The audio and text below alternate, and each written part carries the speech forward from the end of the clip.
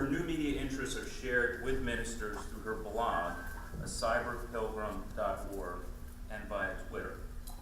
She's written numerous articles on educational technology in catechetical ministry for Catechist Magazine, Liturgical Catechesis, Momentum, Today's Parish, and the NCCL newsletter. Her early internet activities included the web links feature for Cyberfaith and comingtofaith.com. She served as a national educational learning technology consultant and speaker for both Sadler and OSB Curriculum Division, formerly Harcourt Religion. Please welcome me and joining Sister and welcome me. Okay. Did you all have a good lunch? Yes, indeed. It was a very fine lunch. Okay. I'd rather be down here than up there. Okay, so this is a gentleman named Steve Wheeler. The reason why I highlight Steve is in the UK. And why I want to highlight him is if we think what I'm going to talk about is only happening here in the States, it is not. It is happening all over the world. I've been to France, been to Germany, to Greece, Ireland, and educators are all talking about the same things. So it's our world. And what I like here is that Steve highlights a little comment from David Warlick.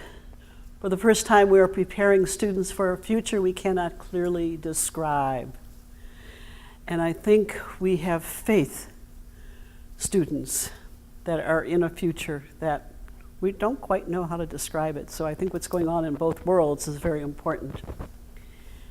What's also important is new and emerging technologies are often met with opposition. So that's where we're at. And look closely at what she's writing. Young people's out-of-school experiences with technology can mean that students find the presentation of school curriculum less challenging, less relevant, and less engaging. So that's there. And if you think about it, education is changing so much that learning is happening more outside the classroom than in the classroom. Because students with their utensils can access anything, anytime, anywhere. So how do we utilize that? And if we look about it, if educators are asking, do we need to reform how we teach? I think we need to ask ourselves, do we need to reform how we teach the faith? So I think that's important. And if you look at it, half teens send 50 or more text messages a day, or 1,500 texts a month, and 1 in 3 send more than 100 texts a day, or more than 3,000 texts a month. That's 2009. But we have to remember mobile phones are the natural communication tool of choice for younger users. Are we preparing for this generation for the future or for the past? We have publishers who have reluctantly moved to electronic means for a lot of reasons. We have bishops who hesitate welcoming and embracing the change that's happening all over in religion textbooks because they think they can't control it. Well, I will tell them to their face, no, Bishop, you cannot control it anymore. You can guide it. You can mentor it. You can support it. But you no longer can control it. Multimedia brought the world into the classroom. Smart technologies will take the classroom out into the world. Okay, so as we think about that, so what are the needs of today's faith learners? They are the net generation. We can call them Homo sapiens. We can call them digital natives. And as they do that, they are very involved with personal web tools to generate content, share content, and organize content. Now, when you're teaching in religious education today. Who's teaching what? What are your roles? So let me just kind of get a sense. Who's a catechist? Okay. Who's a director of religious education? Good. Who is a school teacher? Okay. Did I miss anybody? Family Life Ministry. Excellent. Okay.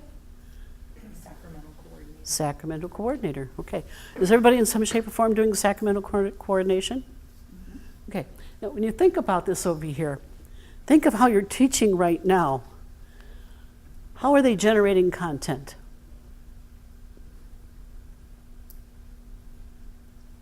What do you do with them now to generate content? Working the textbook in some cases. So you got working textbooks, whatever. What's happening in the everyday classroom is they are being challenged to generate original content. Okay? Now our bishops are hesitant about that because it's theology and all that. So when you think about it, it's how do we teach our young people now to theologize in their manner with the tools that they have? Sharing content, how do we normally have them share content?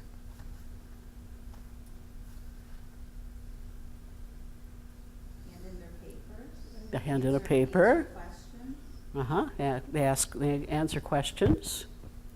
Okay, what are they doing now in a regular classroom? Working in groups or Huh? working in groups. Working in groups.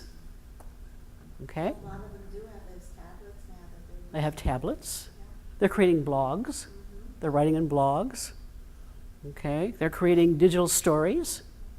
I mean, so their whole way of going there, like even organizing content, we may normally organize it, okay, so we can say go to this website or whatever, you know, but they're organizing it now. They're being taught how to look at a website and to judge whether it's credible, reliable, and whatever else. How are we teaching them to find credible, reliable, good theology on the internet? So those are the three things that they're doing, and it's changed radically. So what I want to do is I want to go over 10 tools for you and to show you how these 10 tools can be used in creative ways in sacramental preparation. Before we do that, there are just a couple areas here I want to talk about is your creativity as well as student creativity is extremely important. The reason why it's important is you have to look at a tool and begin imagining how it can be used, because you're not going to have a company or a DRE tell you how to use them because most folks don't know how to use them, okay? And some of your children are using it in other ways, and so as they're using it in other ways, they're going to be creative too. They're going to say, sir, Mr., whatever, you know, have you thought of whatever? They're going to give you some ideas, so it's going to be there. Now, sometimes things will be blocked because they're blocked in your system. And so you have to go to your technology person to say, I'm using this website, please unblock it. Okay, that has happened. How they set up accounts. You know, you may need to give your child, your student, a special email because they can't use their other emails, or parents don't want their emails being used. So you have to think of those kinds of things. E-safety is very important. You know, how you share work is very important. And if the internet's not working, what's your alternative? Okay, so you got to think about those things. Who's ever heard of Wordle? Okay, a couple folks. It is a fun kind of tool because they create word clouds. Word clouds are these kinds of little graphics where you have taken a text, a paragraph or whatever, and now why is this larger than this? Yes? it appeared more times. It appears more times. Okay, so what a word cloud tool will do is analyze these words very quickly. Instead of repeating this 15 times, it just makes it larger, 15, you know, so you know it's repeated often. How do you do it? It's very, very simple. You go to Wordle.com. You don't even have to register unless you want to, because you want to save things. But you really don't have to register. So you can go in, you can create very simply. How do you create? You simply paste text. Whoops. Okay, where are we? There we are. You simply paste text in this little box. Where do you get your text? You can be working in a Word document or any word processing thing, or you have found a prayer somewhere. You just copy and paste that in. So there are different ways you can find the text you're going to use. So let's just go over some examples. Say you're working with Spanish children.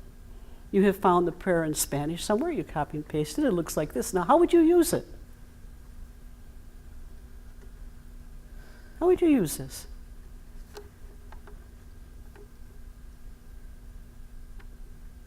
Ask them to find the prayer that you have sprinkled in the words. Okay, you can have them, I'd say look at it.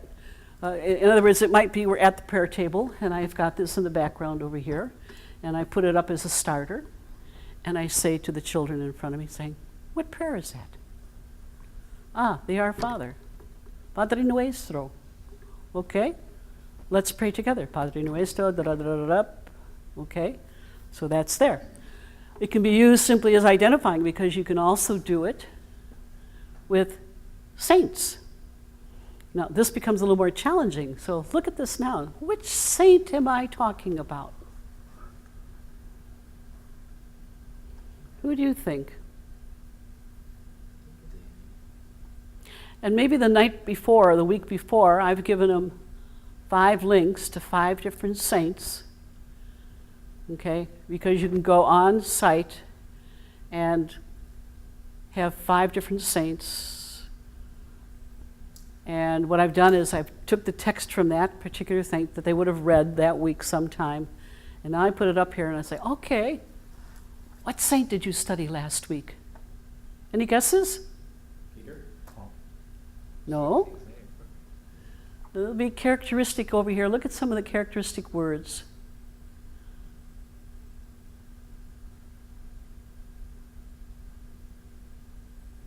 St. Francis of Assisi is who this is. Okay? And you begin looking in here, and you begin seeing there's certain things that can be associated with him. Now, they would know that because they've read it recently and worked with it. So now you have 2 wordles, 2 different wordles. One you can use as a prayer starter, or I can have, okay, so they had 3 prayers to memorize this week. And instead of just saying, which prayer did you know, or giving a quiz on it, I can put this up and say, okay, what prayer is it? And not only that is, if they have cell phones in their hands, I can have a choice of A, B, and C. So they can use that particular cell phone to text the answer, which will show on screen if I so desire. So you begin seeing how you can utilize technology in the classroom with very simple tools. Now, here's another example of how you can use Wordle. You all familiar with Lectio Divina? Okay. So we have read a scripture in class, and we do that 2 or 3 times. You have a word, you have a phrase, you have a word, you have a phrase. And what I've done is I have Mary over here on the computer listening to your word. Type, type, type. Okay? So, and then at the very end, Mary just goes, and here is, for this reading, so now as a class I can say, our favorite words are kingdom, proclaiming, follow God. What does that mean to you? And now they can have a small group discussion, one-on-one discussion, a large group discussion, however I want to structure it. Okay? So you see how you can use a tool right in the actual moment and do something creative with it. We're starting our lesson on confirmation. And so all I do is put this up here. And I say, okay, we're getting ready now to prepare for confirmation. And what does confirmation mean to you? Well, I've got a little help up here, and I can probe with little questions. Okay, what's the sacrament that you need to have received before you can even be confirmed? Baptism, and it's right there. So even if they don't quite remember or whatever, you know, the answer's there. They just figure it out. So you can see how you can use one tool in a variety of ways, and it's a very simple tool. So other ideas, you can use them for starters. You can introduce a topic. You can introduce, learn, memorize, revise, or practice religious vocabulary. You can do saints. In other words, email the link to them beforehand and just copy and paste that in. So you've got that, that's there. You can do a scripture prayer. You can do word clouds in prayer. Now this is up here because in a Cyber Pilgrim, I've got a posting on word clouds in prayer, so you can get other ideas of how to do that. You can create a saints wordle. For example, maybe you have 20 children and you're, okay, what saint are you being named after? You get that all together, and so that becomes maybe your poster for your confirmation class. Or that may be the heading that you, not the heading, but the little graphic that you use on your program for liturgy. What saints we are. So, I mean, you begin seeing these are simply tools. It's that you get creative now to use them in a variety of ways. Now, who's ever heard of Image Chef? Ah, good. There are a couple wonderful tools here in Image Chef. One is you can take quotes. You can take quotes and put them in here. This one is Augustine of Hippo. So maybe my saint is St. Augustine of Hippo. And as I use him as a saint, the assignment can be, okay, for your saint, find a specific quote that is meaningful to you, that you want to remember for your confirmation. So you have that. Now what can you do with this once it's here?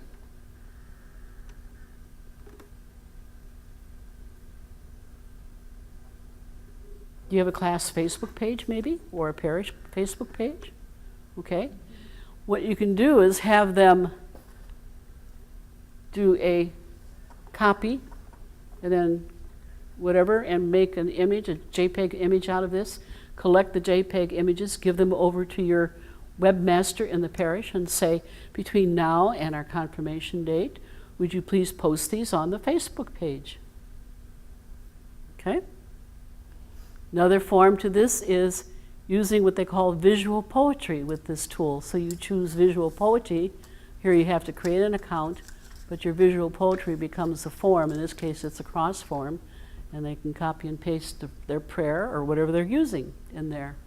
And again, this can be pulled out, or it can just simply be there, or you can add it to your class. You can embed it in your class blog and work with that. Okay, so you can use what's called either a text square or visual poetry. Like for, you can do a quote from your confirmation saint. For anointing of the sick, maybe you just want them to become aware of the prayers. So in the prayers, they can pick out what's meaningful to them and put it in the visual poetry. Okay? Easy enough? Yeah. Who's ever heard of Padlet? Never heard of it. It's like putting stickies on a wall. Who's ever worked with yellow stickies or pink stickies? Okay? You can put them on the wall. Well, this is just electronic. It's a collaborative tool. So once you create, in other words, once I create I forget this one here is, I can't see it. First communion. Okay, First Communion, and I can't read what's underneath here. I have to be up on stage to see it. Can you read that from here? I'm preparing for my first communion by. Ah, okay. So you can put the little phrase there, and as a student I can come in, and if I click on this wall, this appears. I can add my first name. That's our rule. We only use our first names in class. And then I answer the sentence stem by putting in my comment. So this could even be something that the child does at home under parent supervision. So when they come to class now, you can have a whole wall here of how I'm preparing for my first communion. And that's how you can start a class off with. You can use it for an introductory piece. You can use it with any sacrament, any point, whatever, and work with that.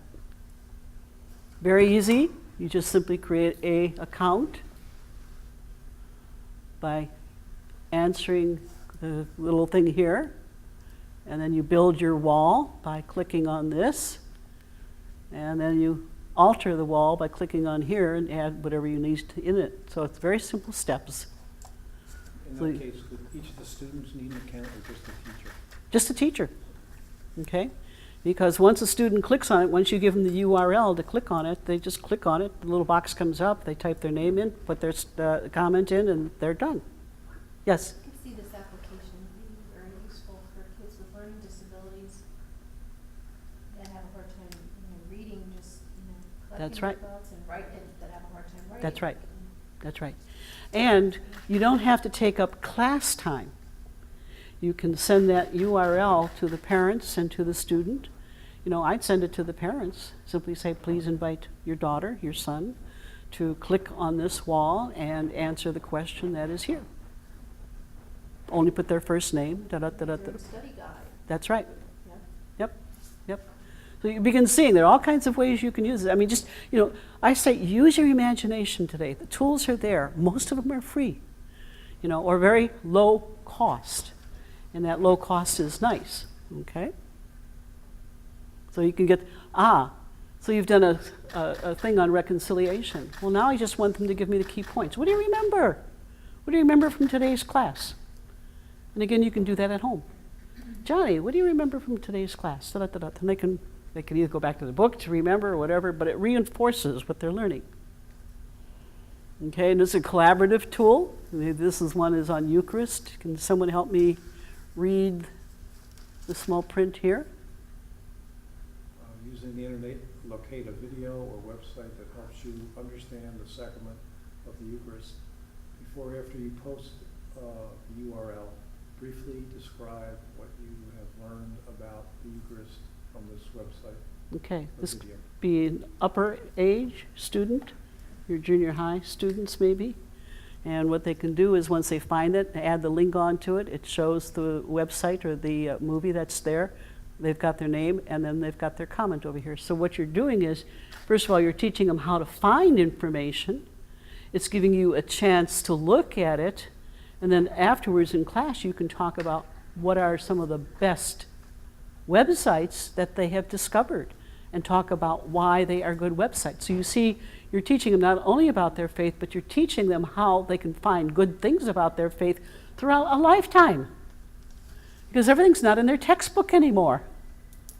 Nor do they go to, I've watched kids, I've taught junior high, and I've watched them walk out of the house. We had home-based learning, and I've walked them, this is like 20 years ago, they walk out and they're tearing the pages out of their book, We're finding pages on the street because, we're done with that, okay, finished. Okay, so you can teach them how to collaborate too. So other uses, you can invite the class to brainstorm how being married can be a path to holiness for the married partners and how a couple's relationship can be a sign of God's kingdom and so forth. You can brainstorm other ideas. You can collaborate with catechists in your parish and other parishes. Any other thoughts how you might use the tool? Could use it with their parents, so to get their parents involved. You can, that's right, yes. I have a question. When you said ask two students to record, is this two feeding their information into the Same place. page? Mm-hmm. Same page. Is it limited by two? All they need is the URL, and you're on at 7 o'clock at night, you're on at 8 o'clock at night, you're on at 7:10, you're on whatever. You're working with the same page and the information is going to the same place.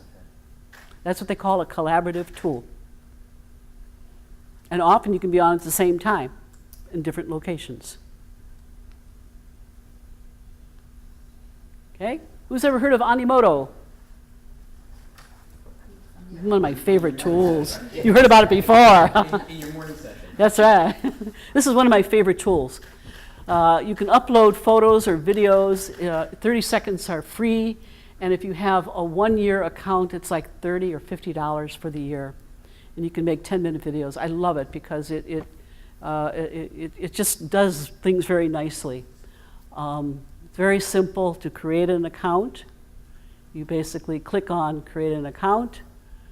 You start your trial by adding in the information that's here. And then once you get in there to do it, it's very simple. You start, you just click the start button. and then you get to choose a style. You have all different kinds of styles, and if it's a style that's not free, it tells you. You know, you can pay extra for it, but you don't have to. I mean, little simple projects you can do.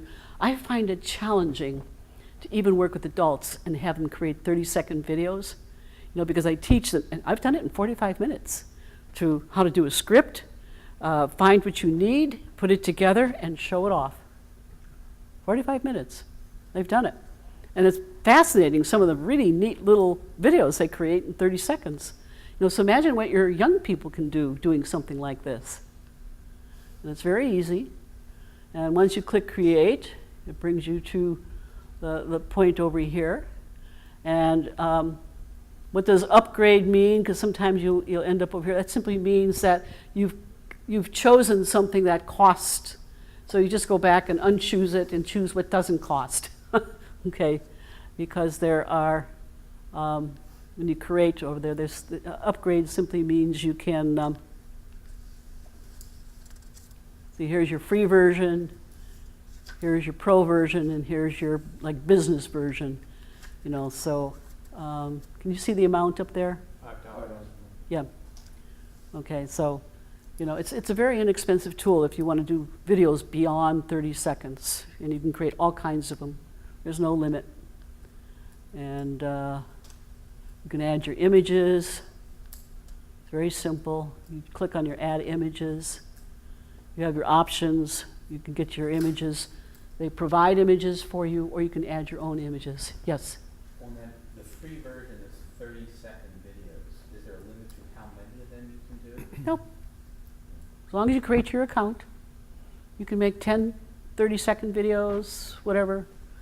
And if you really want to get savvy, what you can do then is once they're created, and maybe you have 10, 30-second videos, you have access to something like Microsoft, what is it? Their video tool. I can't think of the name of it right now. Movie Maker. Movie Maker. Yeah. Movie Maker, so you can download that and weave them all together. Use your creativity. That is creative. You know, so there are different things that are there. So once you've chosen your images, and they give you all kinds of images, or you can find them off your Facebook page or whatever, or off your own computer. And once you preview, you add them in. You can preview your video, see what it's like. And then once you preview, you can see how it's done.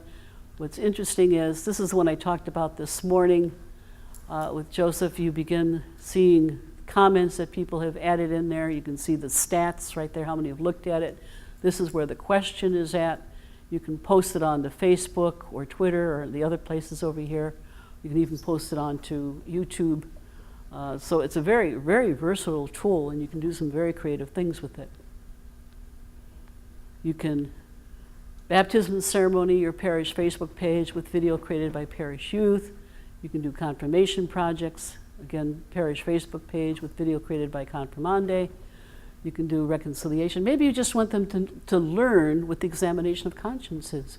Well, it's boring just to look at it and read it. Wouldn't it be exciting to say, okay, what does this mean for you in 30-second video? You can give number 1 to John, and 2 to Mary, 3 to Tony, and so forth down the line. So each of the children can be creating something like that. And if you want, you can have one of the older students weave it together for you down the line, so you can show that. So that now they're learning the examination of conscience by using media. Okay, and there are other kinds of ways you can think of using it.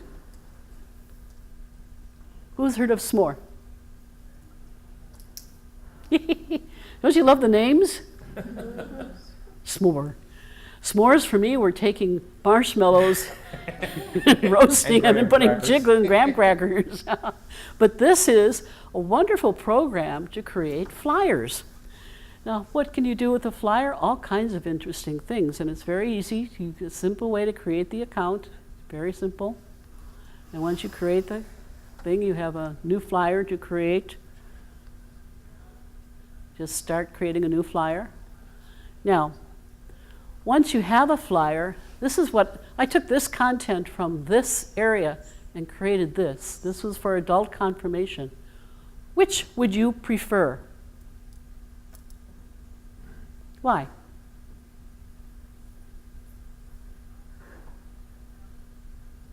Why? Jumps out at you. This is colorful, interesting. Did I have to be a graphic artist to do this? Oh, the template's there. Template's there. So all I had to do was put in this, find a picture, add in my folks who are going to be working with me on adult confirmation. They're the folks that are my catechists, you know, and work with that there. Same information is here as there, just a little more visually appealing. Now, what's interesting is this can also be on the web page. I can embed it on the web page, so very easy. So you can design a flyer, you can share it in a variety of ways, and then you can save the results. You can actually watch the analytics, as it's called, to see who's been looking at it and everything else there. So that's all there. So now how do you use it? What about invites for baptism, reconciliation, Eucharist, confirmation, marriage preparation? So you can use it for your actual invites. You can have the kids create their little flyer for the actual event. You can have a small group of students put this together. You know, they can find a template and work with it, so very nice. Who's ever heard of Tundu? This is a comic strip thing. It's easy to use. Pupils can create their own accounts. Choice of layouts, very nice. You can choose a Tundu maker.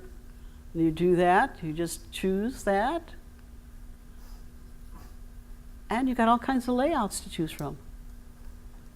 Well, now, how can you use that? Well, here's a confirmation video, and I've chosen the video, so they watch the video. Now, what do I want them to do with the video? Okay, it's Sacrament 101. I maybe ask them a question of, what did this video mean to you? I don't want you just, and again, you can have them do this at home. So when they do it at home, they can watch the video at home, they can go to Tundu, create their little thing over here, and as they create it, all they do is choose their characters, and they can do a video summary of it. It's very easy, and they create it, and as they do that, you can check out the options. So you add your information in here, yada, yada, yada, yada, and then you email it to the teacher. Then you get something like this in the email, so you can check it out. And if you want, then for next class, you can show one or two of them to open up class, summarize what they were supposed to learn, and move on to your next lesson. Okay? Think about this. I found this on a website when I was looking for confirmation. Nice essay for students. Now, do you think students are into writing essays? Sort of. If you do it in exciting, interesting ways, I think they get into it. Couldn't they do an essay using Tundu? Where they would do what confirmation means for them using a cartoon? Just a thought. So, another way to do it. You all have volunteers, do you not? Is it fun to coordinate what you need with volunteers? I encourage you to find out about Volunteer Spot. It's something that I learned about this year, and this company offers a free service. You basically sign up, remind, and people get into. And if you want to learn more about it, just simply go to a Cyber Pilgrim and do the search for Volunteer Spot, and this little page will come up and tell you all about it. Or just go to just Google Volunteer Spot and learn more about it. But it helps you coordinate the different things there. Who's ever used Google Forms?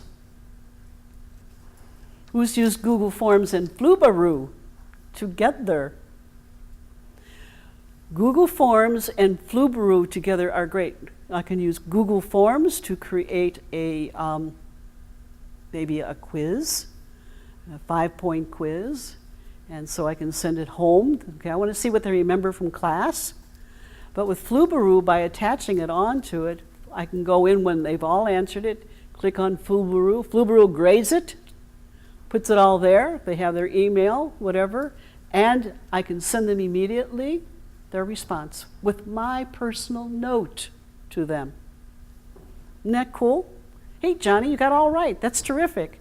Hey, Johnny, you missed all of them. Oh, let's try again. You know, and work at it. So it's a great, great thing, and it'll correct it for him. And if you want to learn more about it, again, it's on Catechesis 2.0. And actually, who I learned about this is from a woman who teaches in Ireland, one of our writers for Catechesis 2.0. I say, this goes on all over the world. It's not just our country. Who's ever heard of Mixbook? Who likes doing photo books? They're fun. This is all electronic, but once it's electronic, it's free, and you can weave it and whatever, share it on your website. If the child wants, they can also have it printed out as a book. Okay, so it runs 19, 20, 25, depending on how many pictures that are there. So just think about this, especially your confirmation students or your marriage couples or whatever. There's something that you want them to remember from beginning to prepare for, doing their confirmation, doing their service project, having pictures from that, and then the actual event, so they can put this together, and then they can put a little thing together in a variety of ways. Now, one of the projects you can do, perhaps, is this one is, I can't read that. Let's see, the saints who inspire us. Okay, so you're working with your confirmation students, and they each have saints, so you can give them each a page. Becomes a collaborative project. Give them each a page. So one student wanted to write about St. Francis of Assisi. He can put his picture in and that, and a short summary of the saint. And you give them each their page, and they can work with that. And it's all there. You have your embed code or your code to add it in there. You can share it on your website then, so folks can come back to it. So it's fun. So just begin thinking of how you want to use the tool and have the kids do something creative with it. Who's ever heard of Glockster? Glockster has an education account. So if you go to edu Glockster, and what's neat is they can create a variety of posters. They can look very elaborate, they can look simple, and they can add their comments in. They can also add photos or videos into it. So you can introduce a topic with a Glockster. What have you learned about the topic? I heard about think about the beginning of the year, as students don't know each other. So you create the Glockster and have them share, put their names on it. So this will lead to a separate page, and then they begin putting some information about themselves. So students can go to that and introduce themselves to it. So think of your RCIA candidates. You can use it with them and work with that. Maybe you have Student of the Week plus inspirational quote and student comments. You can do something for parent support. You can do saint biographies. You can do service projects. Use your imaginations, all kinds of ways. So, this morning I also talked about DDBC, boot camp. Some folks go, I don't know how to do this or whatever. Well, come to boot camp. We train you over a 4-month period, give you all kinds of ideas of what to do with the blog, a wiki, a website, digital storytelling, and everything else. And what's really nice is we just don't talk at you. We give you work to do. And if you have trouble doing the work, we are there as coaches to help you. So we really, as I said this morning, we are now in a new culture. We have a new language. We have new skills to learn. It's just like going to France or Ireland. Ireland's pretty easy because you still speak English, which is nice. But when you go to other countries, you have other things to learn. Like it's a language. For many years, I would do workshops, and I would come back to a diocese, and someone would come up to me and say, "Oh, I really enjoyed the workshop you did for us last time." And I go, "Well, what do you remember? You know, or what have you used?" And they go, "Oh, well, I didn't have time." And I realized as I heard comments like that, or people would say, "Oh, sister, it was a great workshop you did, but I didn't understand a word you were saying." Then as you hear that several times, you begin going, oh yeah, it's a language, it's a culture, and a skill. you know, and all three of those things are new for us, you know, so they're new things to learn. So many people can learn things just by Googling and everything else, and others like being guided and helped. And so we provide both in boot camp. So you're more than welcome to join us. Our classes are in February, March, April, May, or June, July, August, and part of September. You know, then you have a couple months if you do the create your own project. Because we try and encourage folks to be creative. So what they learn, that they actually apply it to their own parish. And we learn and share from each other in doing that, so that's really exciting. So, I'm sure you have a few questions. Yes? So all those sites that you showed us, there's some kind of term called free something. It means it's free at the beginning, and then if you want to expand the usage beyond the minimal, then you have to pay. So are all those sites that way, where you No. create an account, or some No, of them? Wordle is completely free. So some of them are completely free. Completely free. Animoto, 30 seconds free, and for as many as you want. There's no limitation. But if you want to do more than 30 seconds, then you pay, what is it, what did we say, $50 a year? Which is- $5. And they're not expensive, No. Yeah. Mhm. That's right, that's right. If you just want it for the month, you can do it for the month. Okay. Yeah, so I find most of them are very reliable, helpful, easy to use, and most of them are free. And sometimes I run into a few that I go, yeah, I think I'll, like for Animoto, I invested my $50 for the year. Okay. Yes, Are there any issues with like privacy settings? I'm sorry? Privacy settings that you could, so that you can take whatever you're doing and make it private just to your class? Or to Depending on the parish? tool, depending on the tool. When you want privacy for a class, the tool that I like to use is WordPress. Okay. So I create a private blog for the groups I'm working with.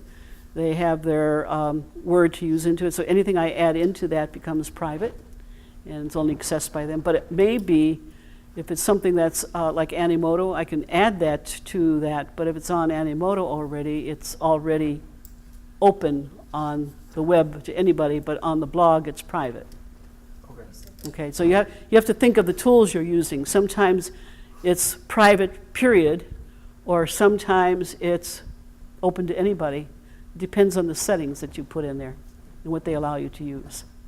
Like for Wordle, if I want that to be kept private, I will create the JPEG graphic that I want. You know, you do the screen copy and make that, and then it's in my blog and it's private. It's not seen by anybody.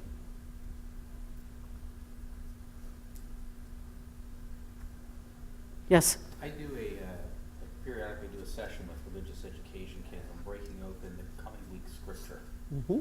And a lot of that is without technology, flip charts and Sharpies, you know, and finding keywords and phrases.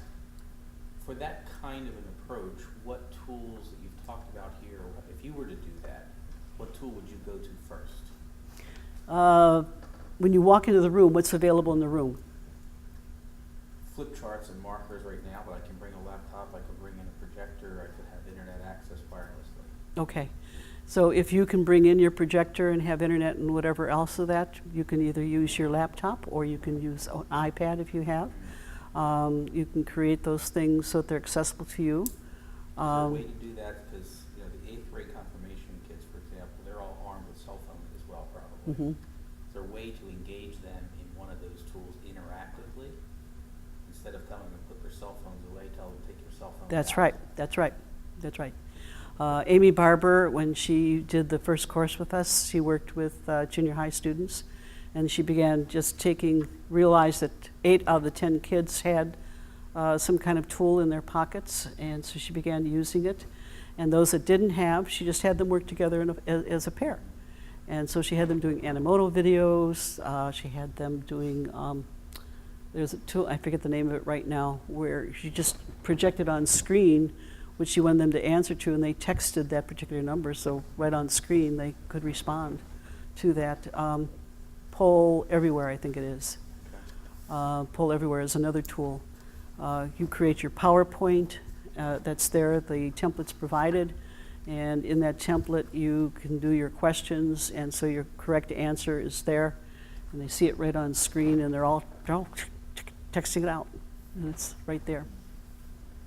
Yeah, yeah. Just think of follow Catechesis 2.0. Catechesis20.org. We write a new article once a month, and as we do that, we kind of take a tool and say, "Here's how you could use it." You know, and we also encourage you to come back to say, "Here's how I'm using it. I've got a new idea for it."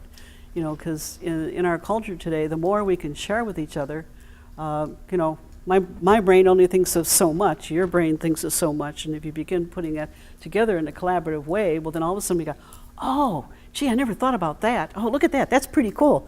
Or you can say, I did this and my kids really liked it, and they go, oh, yeah, well, let's do it. You know, so that means you got to come back every so often and look, but at least you come back and look and see what's possible. Okay. Thank you. Any other questions? Any stories on your part? I don't know, I don't have a story, but I have more of a question. I'm trying to think of how, you mentioned marriage prep, and I'm trying to think of a way to engage couples perhaps prior to the pre-Cana, which would be the instructional session. I don't know, to get them to just like do some kind of a primer so they have a little bit more of an foundation, just a little bit of preparation prior to going to the pre-Cana about the basics of sacramental marriage, but somehow making it participatory and enabled that they could. Have you ever asked if they're on Facebook? No. Are you on Facebook? Sort of, yeah. Okay. Pretty Do you late, know I that guess. you can create a private group on Facebook? Okay. Okay? And in that private group on Facebook, you invite all these couples who, and I would say out of your, say you're working with 10 couples, I would guess 8 to 9 of them are on Facebook. Okay. And the one who's not may have a reason to get on Facebook if you engage them in it. Okay. Okay? And in that, it's a special group for them, it's private to them, nobody else can see it. You manage it as administrator, and so you can do pre-questions and they can do responses, they can interact with each other.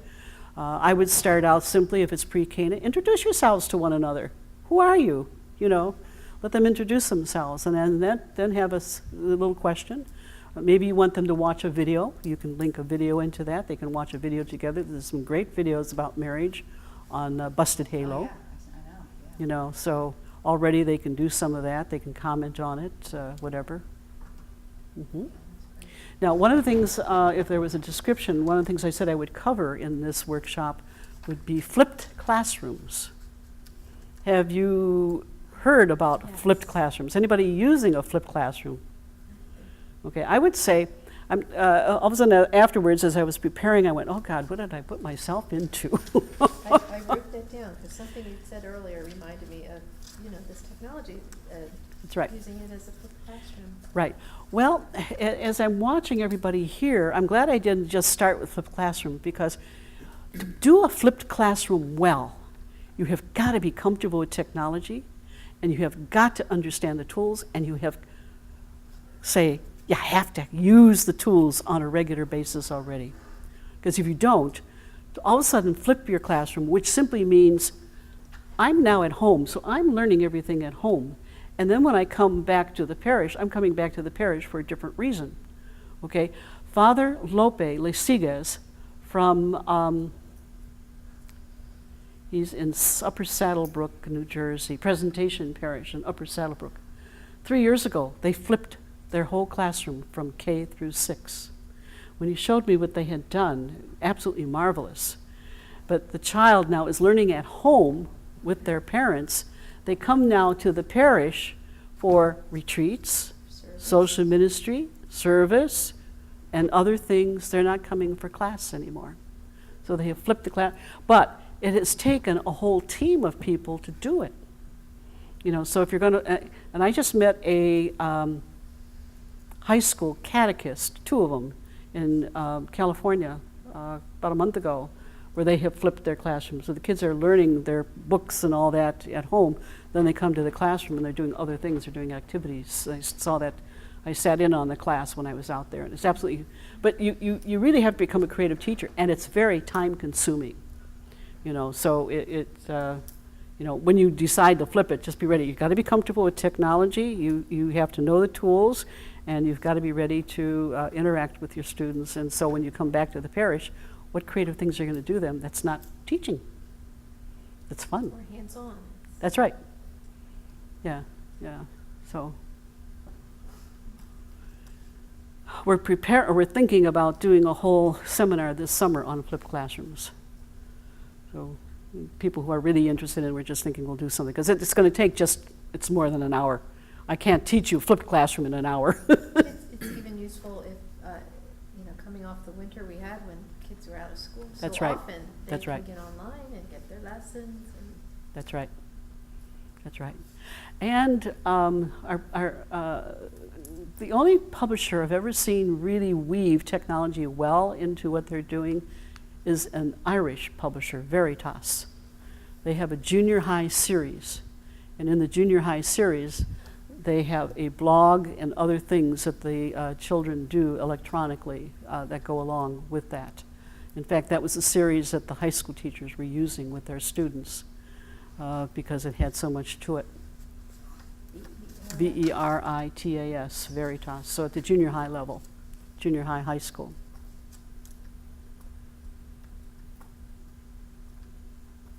Okay. Any other questions? Have we used time up here? When do we go back? George? No, I think we're about. We're about on time. Oh, that's good. Okay, so anyhow, any information additional in the handout that you should find in your folder, this information is there, so you can contact me with any of that. All you have to do is Google my name, you'll find me.